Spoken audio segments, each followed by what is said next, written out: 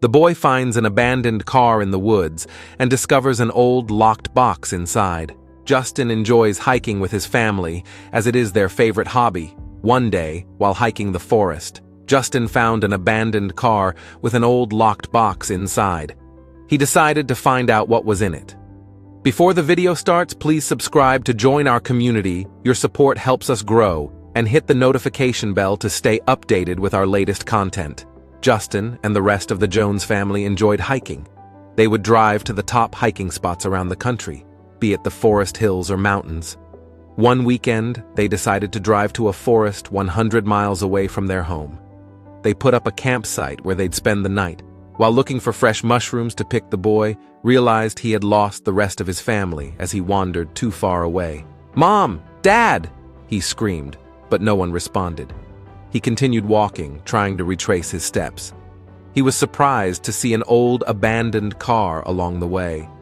As it was getting dark, he decided to wait inside the car in case any wild animal appeared. After several minutes, he heard his dad from a distance. "Justin, where are you?" "Dad." "I'm here!" "Dad!"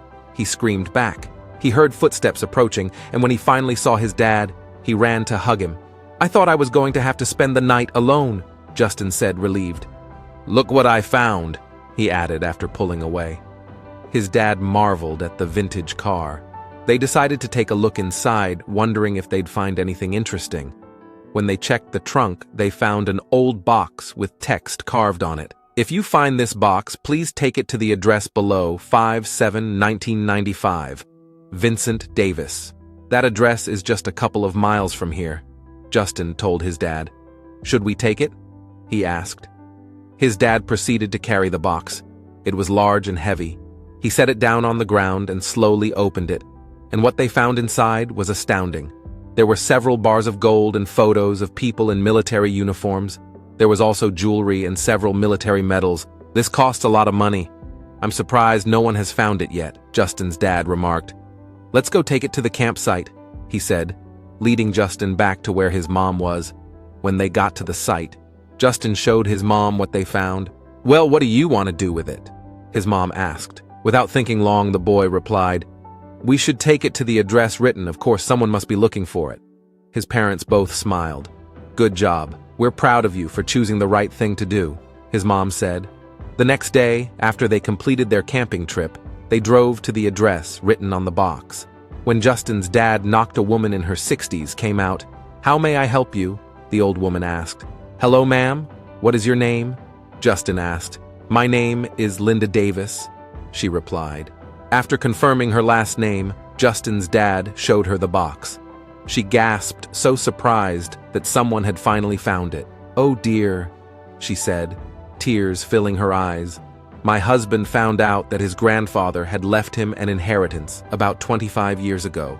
His grandfather buried it in the forest so that my husband's father wouldn't steal it away from him," she started to explain. "My husband went to find it, but he never came back. We found his body near the highway, frozen. We tried searching for the car, but no one has ever found it in nearby forests. It's a miracle you found it," Linda said, wiping her tears. "The authorities said it's likely his car broke down and he went to find help. He never found help and died on the way. He likely got lost." Linda couldn't care less about the gold inside the box. Instead, she clutched her husband's pictures near her chest, suddenly longing for his company. "I miss you so much, Jack," she thought to herself. Justin's family gave her a moment to look through the box. After a while, she looked up from her trip down memory lane and said, "We never had any children, and I don't have anything to spend on. I don't need the gold. Please keep it. I would just like his medals, the photographs and the jewelry, because this is my husband's family heirloom." She said, "Oh no, we can't possibly take the gold. Ma'am, this is yours."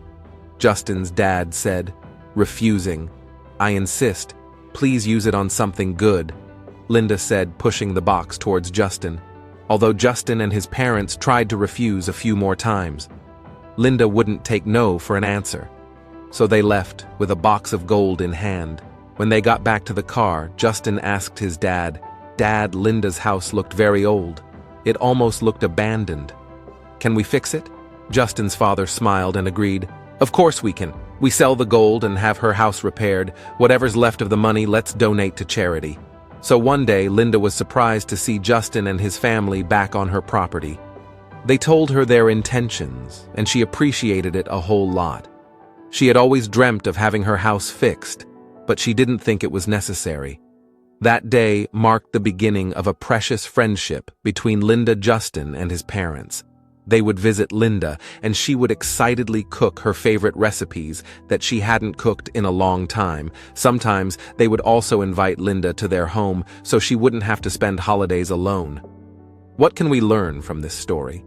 We should always do the right thing, no matter how tempting it may be not to.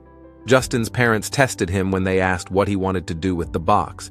He didn't hesitate to say that he wanted to return the box to its rightful owner instead of keeping it. We should always try to pay it forward. Linda wanted Justin and his family to keep the gold after they returned her late husband's box to her, while they could have kept it.